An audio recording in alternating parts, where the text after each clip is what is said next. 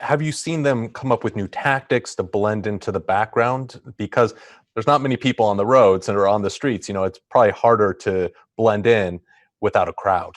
Yes. Yeah. So in different crime types, we've seen different things. So we've worked very closely with partners in the United States on cybercrime and fraud specifically. So we have seen COVID-related phishing sites where people are trying to steal your personal data to make money for themselves.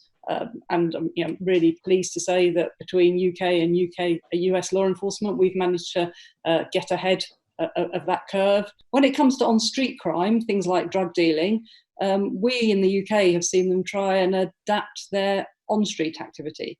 So wearing fluorescent jackets and trying to make themselves look like key workers, or trying to look like they are complying with social distancing, but attending supermarket car parks and carrying out their dealing there. But of course, as worldwide law enforcement, we're trying to stay ahead of that curve too, and working very, very closely with counterparts in the US. I'm really pleased to say that in the last month we've seized about 11.5 tons of illegal drugs. So we know what the criminals are trying to do.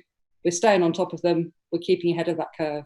I find that interesting, the relationship with, the United States especially, how has that been affected by the coronavirus? Have you guys had to adapt to tactics to how you cooperate?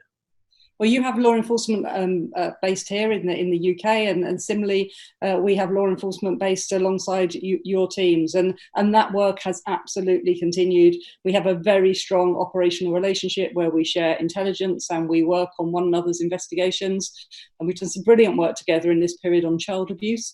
As more children have been at home online, we don't want to scare parents, but there is no doubt that with more children online, we need to work harder to protect those children. Talking about what the National Crime Agency has done in this period, we've executed 13 warrants, we've arrested 11 offenders, we have rescued or safeguarded 37 children. But while we have been doing that work, we have uncovered 4 cases where the offenders have been based in the United States, and we fast time share that intelligence with your colleagues and they immediately take action, and we would do the same in the reverse. This isn't just, British offenders going after British children or American going after American. It is international. Yeah, so one of the very scary things about this crime is that it knows no borders. You can sit in the safety of your home and target the abuse of a child anywhere in the world. The one thing also I saw online too is about, guns and drugs. I've heard that, there's been shipments found in PPE. So there is no doubt that criminals have tried to adapt their method of operating in the current crisis. And so the sort of things we have seen our border force made an intervention at Dover of, yes, cocaine hidden amongst packages of PPE. We think in the past 10 days, there's been attempts to smuggle about 5.9 tons of cocaine into the UK or Europe from overseas. All of that has been stopped by ourselves and European partners.